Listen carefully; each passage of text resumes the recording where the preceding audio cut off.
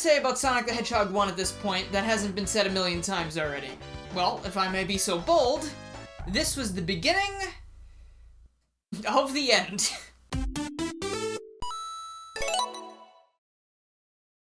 Hello everybody, I'm Garrulous64, and I know that was a little bit pessimistic, but it was just a joke. You know, mostly. I really can't believe this series is actually going to be 30 years old once June of this year rolls around, which is about 5 years older than I am now. And if there's one thing I can thank it for, it's that I will never be able to disappoint the amount of people that this series has in my entire lifetime, no matter how hard I try. And that is a huge self-esteem boost for me. Before we get too into this, though, I want to bring up something that a lot of people seem to talk about, and that's the fact that not a whole lot of people like Sonic 1, and they prefer Sonic 2 and Sonic 3. And while I do prefer Sonic 3 and Mania, if you count that as part of the classic series, which I do, Sonic 1 I have always valued above Sonic 2, and I know you're about to start frothing at the mouth in the comment section after hearing that, but you need to hear me out. That was how I thought of things, until now. It's funny, because as much as people don't want to admit it, I feel like the Sonic and Mario series are running at a very weird parallel, because in the Mario series, I really never see too many people talking about Mario 1 like, oh man, it's so good, it's such a great game, yada yada, because I don't think it's that great. I would take Mario 2 over Mario 1 any day. But again, I just said, the same thing does not apply to Sonic for me. But as I said a second ago, you can put down your pitchforks and angry comments. I have seen the light. There are a lot of lights around here, actually, to make the green screen work. I don't like Sonic 1 very much anymore after I played it for today's video. But why is that? Well, you know, I'm gonna ask you a question first before we get to that. Which of the classic trilogy is your favorite? Please make sure to answer in the comments below or on the poll in my community tab, and I'll show my favorite answer in the following video. And speaking of which, a lot of you answered the question from last week. There were a ludicrous amount of comments, so thank you very much for that. But I think the Pie Man's comment resonated with me the most this time around, because I definitely agree that story is really important to me in some games, and the 2D games just don't really do it quite as well as the 3D ones. And while I've got you here, I would really appreciate it if you could like the video and watch it all the way through. And if you enjoy your time here, you could even click the subscribe button and hit the bell icon. Unfortunately, it's really hard to fight against YouTube's algorithms sometimes, but these things will all help me a lot. It's almost like amassing like a spirit bomb, and we can just like, bam! Like, we're all good. Thank you so much. Since this is the first step in a whole new Sonic marathon, I wanted to start things off right, so I went and grabbed my real Sega Genesis, and in a very unorthodox approach for me, I was gonna play the entire game on the original hardware, just because it felt right. Just felt in that moment the correct thing to do. And I powered on my Genesis, and it was like, nope, sorry, too old. It might just be the power cord or something, but then I just went and played the Android port instead, because I don't care. Geez, you try to do something cool for once, and then the universe is like, ooh! And let me tell you, there is no shortage of ways to play this game, because it's been ported to about as many things as Skyrim, aside from, like, the Amazon robot, which still feels kind of weird. Robot lady. Play Skyrim. Welcome back to Skyrim, adventurer. You had chosen to walk towards a spooky lighthouse. The Sega Ages port of the game on Switch is also a really good idea to try out because it adds the drop dash. Like, are you kidding me? Yes, it's great. I like the drop dash a lot, but not enough to mess up my Switch's home menu because we still don't have any manual organization or folders. 4 years into the console's lifespan, I'm going to lose it. Psst, hey, want to see me scare a Sonic fan? Yeah, that'll get him. I have talked about Green Hill so many times already in the handheld marathon, and now I guess I'm gonna do it all over again in the console one. It's green, it's a hill, it's iconic, it's overused. But back in Sonic 1, it hadn't been overused yet. And it kills me to say this as primarily a Mario fan, but I don't think anything from Mario 1 comes even close to the iconic nature of Green Hill Zone, barring the music, of course. Because, I mean, if you look at it, like, we don't really see that original aesthetic from Mario 1 referenced all that much, aside from the question mark blocks that are still everywhere. But, like, you know, old Blockland really just isn't referenced in its entirety, aside from, like, some small cameos here and there. So I guess what I'm trying to say, and it's not something I say very often, Sonic Team did something right here. And then they kept doing it until it was wrong. Which is a shame, because I really like Green Hill. I'd like, sue me, I don't care. There's my address. Sue me. It's set up in such a way that it perfectly teaches you about things that are really important to the game, such as momentum and the path system they have set up. I.e., if you're able to platform sufficiently, you're able to take the top path and it's a lot faster, but if you're a dumb idiot baby like me, you fall down here even though you've played the game 100 times, and you're forced to go slower as a punishment. You'll probably also make it to the end of the stage with 50 rings the first time you play it regardless, because it's pretty easy, and that shows you how to access the special stages, which are required for 100%.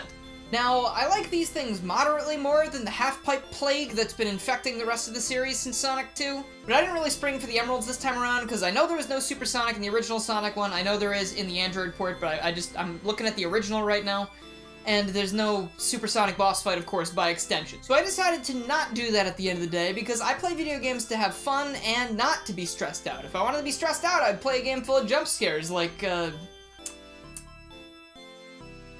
None of these, because I don't want to play any of them. And I made that decision in the second act of Green Hill Zone, because even if you make it to the end of the stage with all the rings you need, sometimes this can happen. And of course, this is not the game's fault. That was definitely on me because I didn't slow down in time. But also, I'm going to take it as a personal attack, and I will never forgive this game for it. This being Sonic's first adventure... No, not you. But it will be your time soon. This being Sonic's first outing, of course, things are a little bit different than what we know now. For instance, Sonic Team used to be able to count to 3, but they can't anymore. If you're going for the emeralds, you will not be able to get one in the third act of any zone because Eggman is watching and Sonic gets a little bit shy, so we beat the ever-loving shit out of him because the only thing he's got on his side is a slow-moving wrecking ball, and we're the fastest thing alive. It's just times like this where I question Eggman's high IQ because he either underestimates his enemies all the time, or he just took one of those online tests that tells you your IQ after you give them your email, but it actually just steals your credit card information. And you know, now that I say that, I'm pretty sure that's the only time Eggman's digits have ever been taken by anyone. Heyo! Okay. And now I don't like the game anymore because we're in Marble Zone. Banger song in the background, and Mario's been imprisoned in the marble following Nintendo's removal of him on March 31st. But you can say goodbye to going fast and hello to being patient, every Sonic fan's favorite pastime. I still don't understand the idea of them following up a level that was the perfect showcase of what they wanted this game to be, with a level that feels like it would be more at home in a Mario game. And don't get me wrong, I love Mario, but when I'm playing Sonic, like, I wanna zoom! Not, you know, be trapped in my tomb! To me, it's a rough stage where you get penalized if you try to take it too fast, and there's not too many places where you can even try to go fast in the first place. And strangely, this will be a theme throughout a majority of the rest of the zones. There's a lot of waiting around for level gimmicks to drop so you can continue platforming and pushing blocks to ride over lava safely. And you know, this game was pushing more than blocks, it was also pushing my I don't want to be here button every couple seconds. Unfortunately, one thing I noticed, aside from in Green Hill and one other stage, is that frequently, I just kind of wanted to turn the game off, and that's kind of sad, because it's not like I couldn't finish it, it's just I didn't want to. And I'm positive that if I was going for all the emeralds, I just flat out would have not finished the game, and... You know, I have beaten it before, so it's not a big deal, I can still talk about it, but this is a pretty huge change of perspective from what, you know, I was thinking like the day before. Going along with the theme of the zone, Eggman of course tries to burn you at the end of it, but nothing could burn me more than the burnout I face on a day-to-day basis, having been a content creator for almost 4 years now. Please like and subscribe. Springyard Zone is a breath of fresh air compared to all that smoke and ash we've been inhaling in the previous zone. This stage might be filled to the brim with bumpers that will bully you relentlessly if you're not careful, but at least you're able to take this stage at your own pace, assuming you can nail the platforming. It's not as fast-paced as Green Hill Zone, but it's okay because you actually get tested on the things you learned in that zone here, as opposed to what you get tested on in Marble Zone, which feels comparable to a math test being given by an English teacher. Springyard's boss, however, has nothing to do with springs, so my respect for this man is dropping faster than his supposed IQ.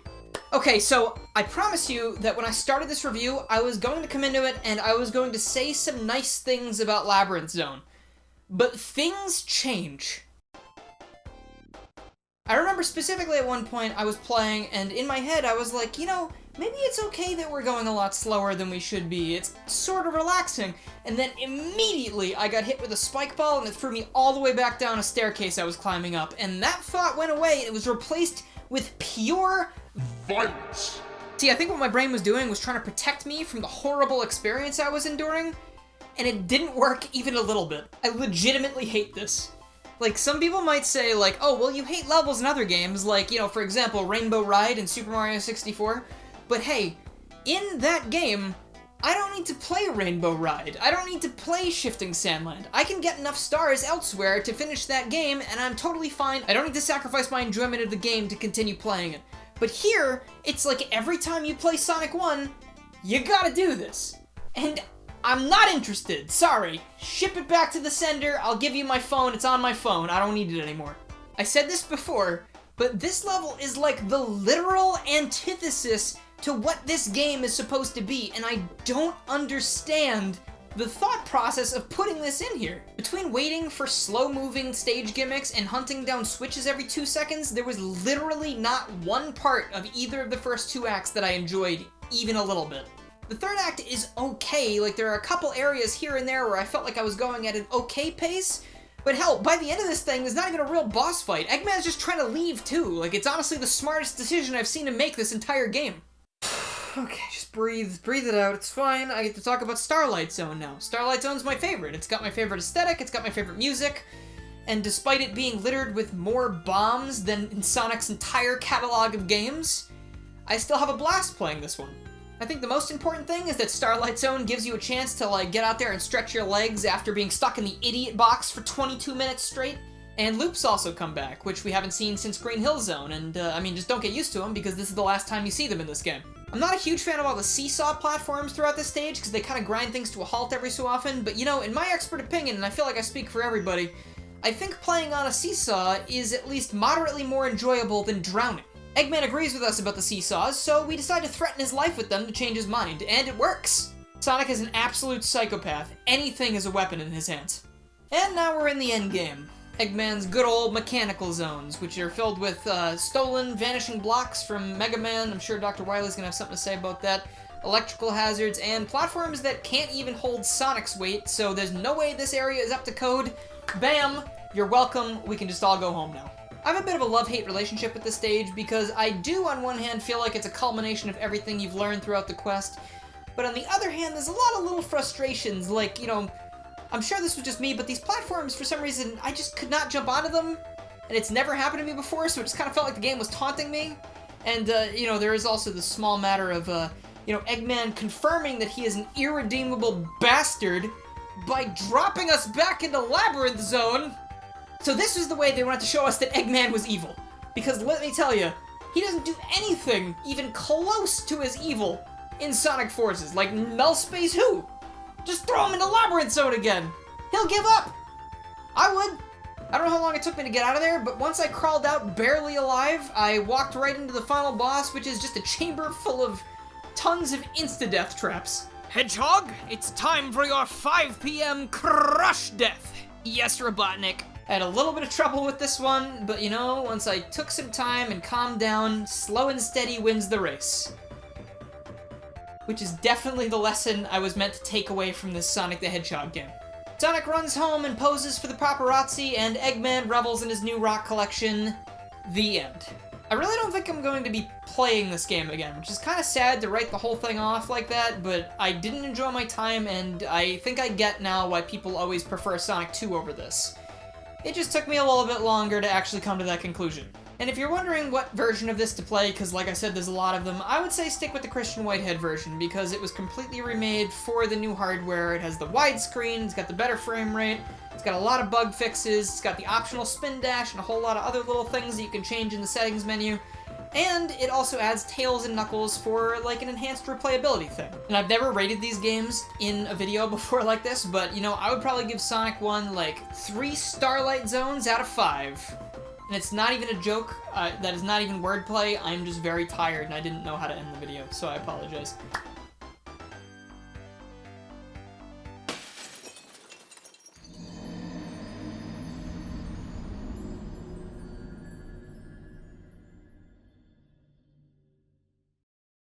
And now the video is over. Welcome to the end. If you made it this far, please let me know down below. And if you like this video and you haven't already, please make sure you subscribe, click the bell, follow my Twitter, and join the Discord to keep up with more Sonic reviews and other things that aren't Sonic reviews, because I do a lot of things. I'd also like to thank my current supporters, who are Super Mario Bros. The Channel, Kaido the Samurai, Danny Lee Dauber, Mike TGC, Chaotic Mercenary, Jacoby May, Raiden Still Plays, Crystal, PM13, Crazy Sean DX, Chaos, Ty Little Tech Guy, Zealous Indolent, Jeremy, Lucas the Tall Man, and Mega Traffic Cone.